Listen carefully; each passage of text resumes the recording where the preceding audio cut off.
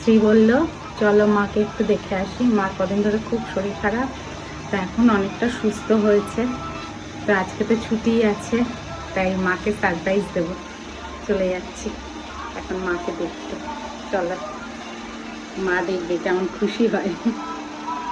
পুরো কলকাতা সেজে উঠেছে, এত সুন্দর লাগছিল এয়ারপোর্টের সামনেটা দিয়ে যেতে। মার বাড়িতে যখন যাচ্ছিলাম খুব ভালো লাগছিল। আর মাকে সারপ্রাইজ দেবো দেখেই যাচ্ছে। এই দেখো রায়েন আর দিদানের কি হাসি, এটাই হচ্ছে একটা অমূল্য ধন।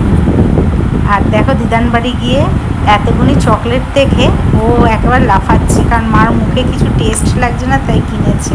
আর এটাকে তো ঠেকুয়া বলে। আমার অনেক দিনের খাওয়ার ইচ্ছে ছিল। মার ওপরে যে রেন্টে রয়েছে না, তারা মাকে সবাই খুব ভালোবাসে। মার ব্যবহার এতই ভালো, নিজের মার প্রশংসা করছি না, উনি বানিয়ে দিয়েছে। আর তারপরেই নিয়ে গেলাম মার বন্ধুদের বাড়ি, এই আন্টির বাড়িতে। কালকে শ্রীমা, তারপরে অরবিন্দ, এনাদের সব একটা অনুষ্ঠান হয়েছিল। তা কোইন্সিডেন্টলি আমি চলে গেছি। তা মার এত শরীরটা খারাপ, এই যে মার বন্ধুদের তো তোমরা সবাই চেনো। তো মা মানে যাওয়ার মতন অবস্থায় ছিল না, আমি জোর করে একটু নিয়ে গেছি, মার মনটা ভালো লাগবে। এখানে গিয়েও আন্টিদের পেয়ে ভীষণ আনন্দ লেগেছে। আর এত সুন্দরভাবে সব কিছু আয়োজন করে। আর আরেকটা ভিডিও তোমাদের সামনে আনবো।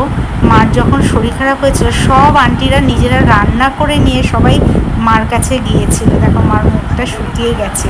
এটাই মানে আমার মার বড় প্রাপ্তি। এই যে এই আন্টির বাড়ি গিয়েছিলাম, এনার ছেলে বউ, মানে সবার ব্যবহার ভীষণ ভালো। আর আমি যেতে পারিনি, আন্টিরা ভীষণভাবে মাকে আনন্দ দিয়েছিল। ভিডিওটা কেমন লাগলো? ভিডিওটা ভালো লাগলে অবশ্যই লাইক করবে, শেয়ার করবে।